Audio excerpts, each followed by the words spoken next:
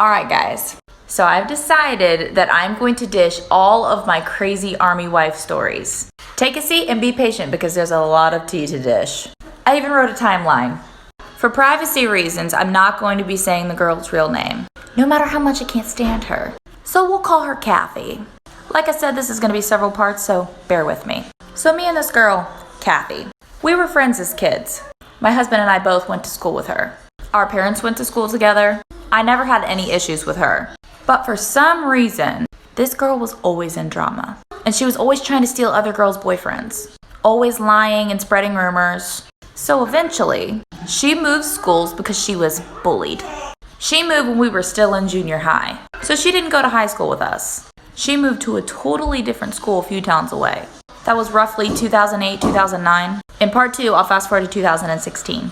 There has been so much happen with this girl that I keep thinking of things and writing it down. So like I said, bear with me. This is a long story, and I'm gonna take my time so I can remember every juicy little detail. Alright, so fast forward to 2016. Cathy and her husband, Mark, were stationed at Fort Campbell, Kentucky. My husband was graduating basic training, and he also got Fort Campbell, Kentucky. Cathy offered for us to stay at her house rather than pay for a hotel. Super cool of her. At the time, it was just me, my husband, my son Chasen, and my daughter Mayla. My son was 3, my daughter was 1. So we get to Cathy's house, and it's just her and her dog. Her husband was away at training. The night we get there, she has literally no groceries in the house. She was telling me how she doesn't have any money. So we went to Walmart, and we bought her a bunch of groceries. I mean, it's the least we could do. She was letting us stay there for free. Part 3 coming soon. This is where it starts getting juicy. So it was the morning after the first night that we had stayed there. And she comes downstairs in what I like to call butthole shorts. My husband looked at me like, but I didn't make a big deal about it. But then we all went upstairs after breakfast, took showers, got ready for the day, and we came downstairs, and this girl was sorting through her lingerie on the coffee table in the living room. We both thought it was super strange, but we were like, okay.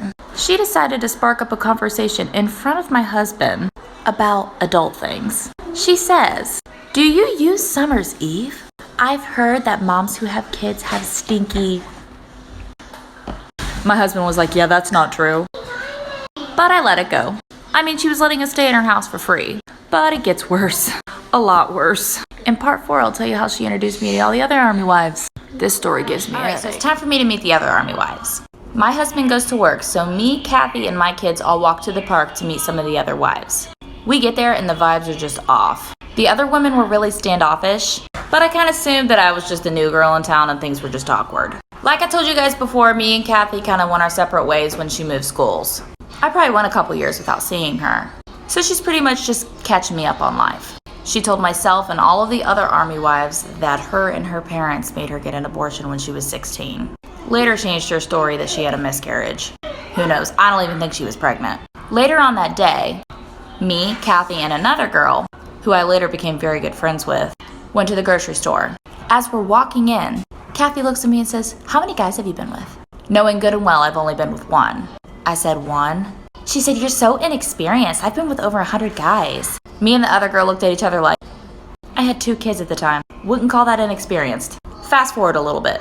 We stayed in her house for a total of 4 days. It took us 4 days to get our house. And I kept making comments to her. You know, we can get a hotel if like you don't want us here. And she was like, no, it's perfectly fine. You guys are great. The kids are great. I even let her watch the kids so we can go sign the lease to the house. We move into our house. And Cathy calls me, telling me how all the other army wives are being so mean to her because they found out she was pregnant, which she was. So I was there for Cathy. She didn't have any other friends. So we started hanging out more. I thought, wow, this is really cool. Like me and her could be really good friends. Until I got a Facebook message from one of the other army wives. Cathy was in a mom group making posts about me, saying that I refused to get out of her house, saying my son broke 4 plates, lie, her dog knocked over my son's plate on the table, and it was only 1 plate, and asking for help because she didn't know how to get us out of her house.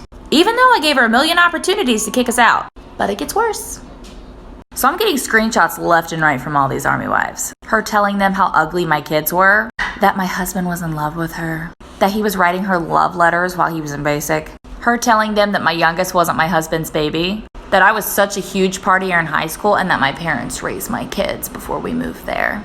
I mean, homegirl even told these women that she was an Ohio State cheerleader at one point. So I'm pissed off, right? I'm hype, as I should be. So I call her up. No answer. I called her again. No answer. So I left her a voicemail telling her she needed to call me back so we needed to have a conversation. I was there for her. I let her watch my kids. She refuses to answer the phone. So I text her. She denies everything, of course, even with proof. So she blocks me on everything. To this day, she still blocks me. And just when you think it can't get worse, it does. So Cathy's husband decides to reach out to me, basically telling me how awful of a person I am. I was like, first of all, don't come at me sideways. Second of all, your woman's crazy. That was a quick conversation. He ended up blocking me. But her husband went to work and told everyone that I threatened to break into her house and push her down the stairs, which never happened. I would never do that. So I started covering my tracks. I was like, this girl has already proven herself nuts. I didn't want her throwing herself down the stairs and blaming me. So I filed a report with my husband's chain of command, basically protecting me so she wouldn't try to get me in trouble for something I didn't do. I hated doing something like that because I felt like it was such a waste of time. But she's made up so many lies in the past. I was terrified that she was going to try to get me in trouble for something I didn't do. But then I saw her and her husband at the mall, and my anger got to me. I threw my hands up. I said, come on, Cathy. You got all kinds to say behind my back. Say it to my face. She kept walking. So did her husband. Now I'm well aware that I probably should not have done that. I should have just kept walking. So I decided to just make a change and let it go. A couple weeks go by, and I get a ding dong at my front door. And it's the pizza delivery guy. The guy says, this is delivery for Taylor Green. Taylor Green is my maiden name. If I ordered a pizza, it would have been under Taylor Fry, my married name. The only person that knew my maiden name was Cathy. We went to school together. Her husband goes to work and tells all of them that they ordered me a pizza. I was like, well played, Cathy. Are we still in junior high? So once again, I let it go, I drop it. I had bigger fish to fry. I had just found out that I was pregnant with my third baby, and my morning sickness was something awful. And honestly, there's not really been much since then. I was told that she found her husband on Tinder and a couple other dating sites, and now they're divorced. But let me just say, if you think you can trust someone, don't. People are shitty, and they will screw you over, no matter your situation. Look out for more crazy army wife stories.